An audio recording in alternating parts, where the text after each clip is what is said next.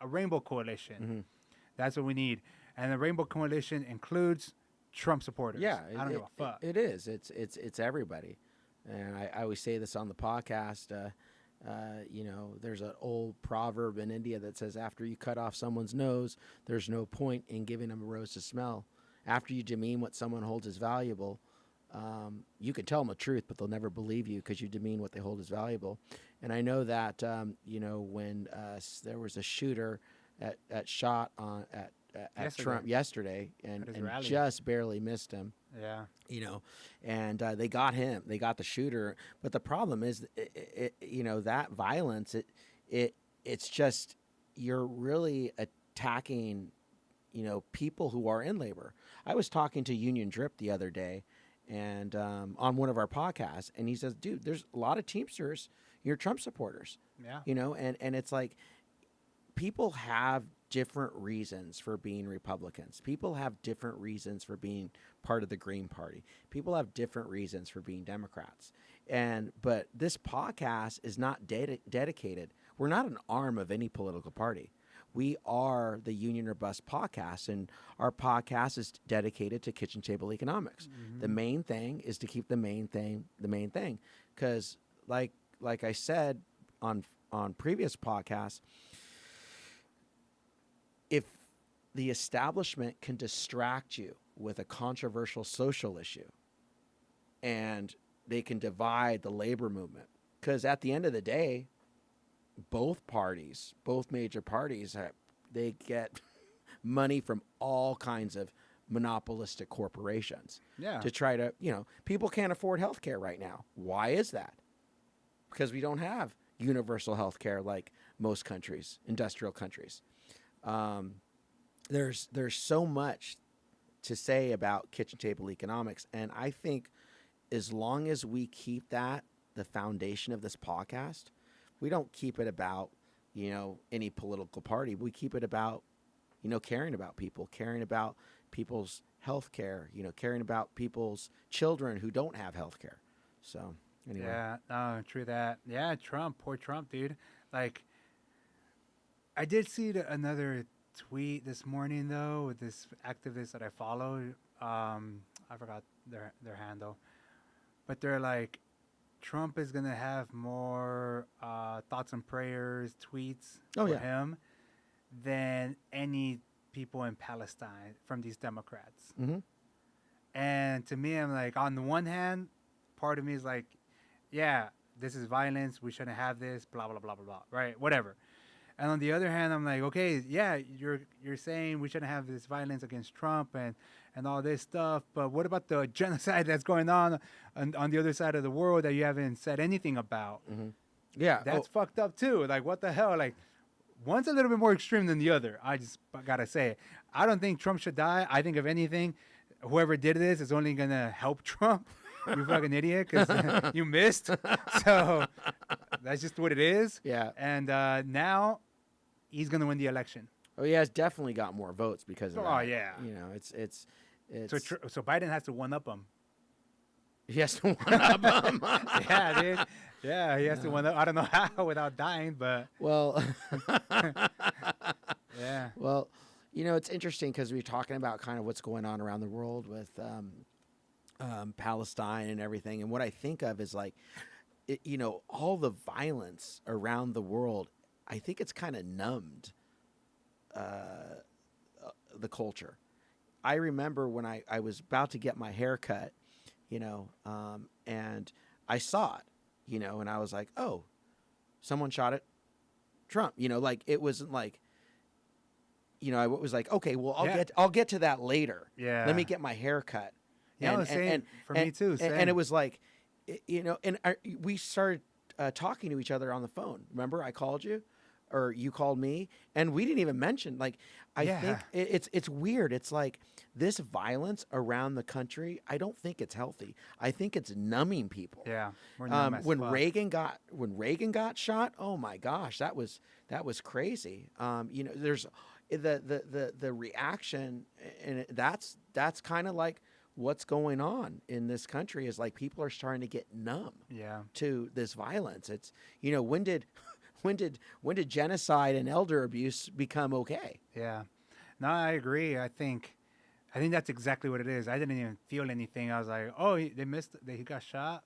That's how I felt. I didn't react like you said. Like you didn't. I didn't react either. I was like, oh, he got shot. Okay, whatever. And then the first thing I thought of was like, all right, well now he won the election. I mean, That's the first thought. it was Oh, like it's like I did feel a little numb, and we're out here, we're fighting for people who don't have health care. We're doing everything, but I just think it's like, it's almost like the whole world is a horror movie right now, yeah. and you're just watching it, and you've been watching it for so long that it doesn't scare you anymore. Yeah.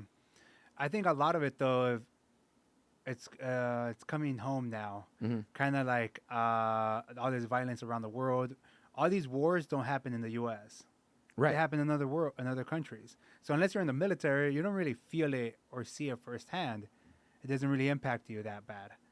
But now, I think with all the violence that we're perpetrating around the world, it's gonna come back to the U.S. eventually. Mm-hmm.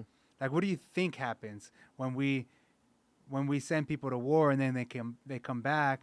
We're a part of the culture too. That's me. I'm here. Mm-hmm. I'm part of the culture too. So we become numb to it. And now look at this: a president gets shot. Who knows what's going to happen? I think we need to take a step back as a country, definitely, and realize that. I think okay. So what I also thought when he got shot yesterday was, these fucking Democrats are like, Trump is the next Nazi. He's a Nazi. His supporters are Nazis. He wants to bring the second whatever Hitler. He's the second Hitler, and he's gonna chain us all up. He's an authoritarian figure that wants to get rid of all the institutions.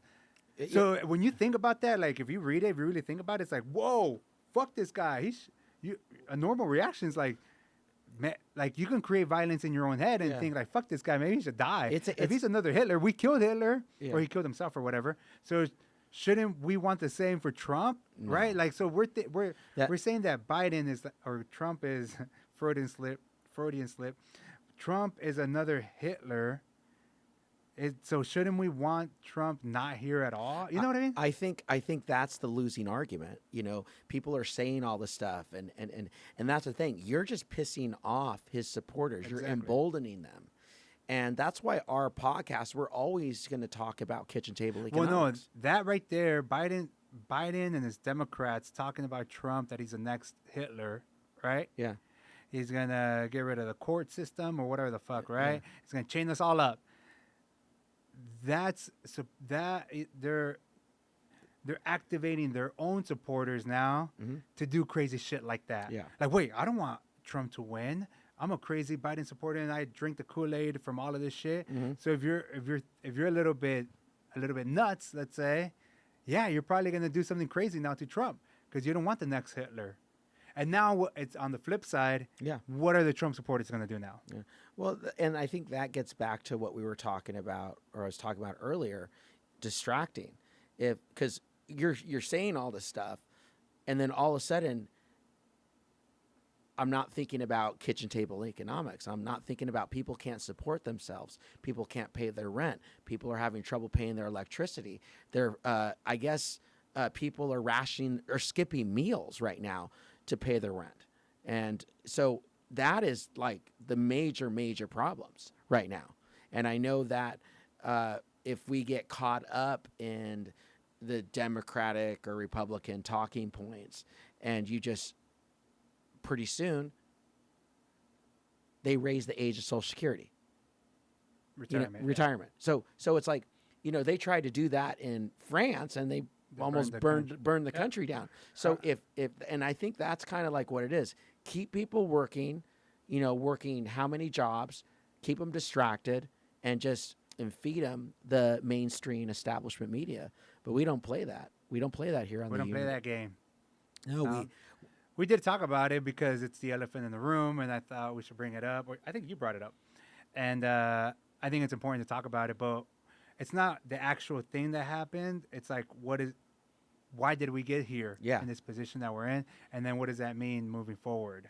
That's where we're at. I know. I had people, and I'm not gonna mention any names. That people were saying it was like staged. Yeah, And I was like, a lot of people are saying I'm that on thinking, Twitter. that's the thing. People jump to conclusions, and people were just saying, and like, look, I'm a union representative, so I'm always looking at objective, concrete information. Yeah. I know there is more information that hasn't come out yet, so I'm not going to put myself out there, my integrity and my credibility, and say this was staged. It was not staged.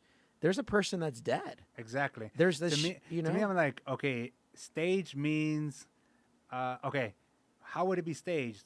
He could have died. Trump could have died. Yeah, exactly. Like, how is a shooter that good to only get his ear? No, dude. Come on. I was in the Marines. He could have easily killed them. Like, he just missed. Yeah. That's what that was. So, how staged from who? From Trump? From his supporters? That's a big-ass risk he's willing to take just for this coverage. So, no. And then the shooter dies with it. And someone in the audience. And somebody in the audience. So, why would the shooter want to participate in the stage if he's going to die? You have to look at it for what it is. Yeah. You have to look at it for what it is. What do we know?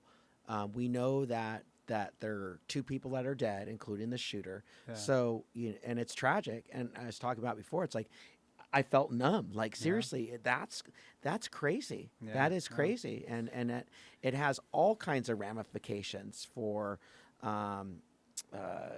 people's mental health. And that's pretty sad to know. And I battle, I'm always, trying to concentrate more on my mental health. But I was like, wait a minute, that's kind of a wake-up call.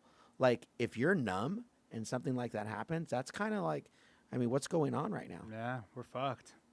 Yeah. But we'll bounce back. The labor movement is bouncing back. It's never been this hot since the 30s, I guess. Yeah.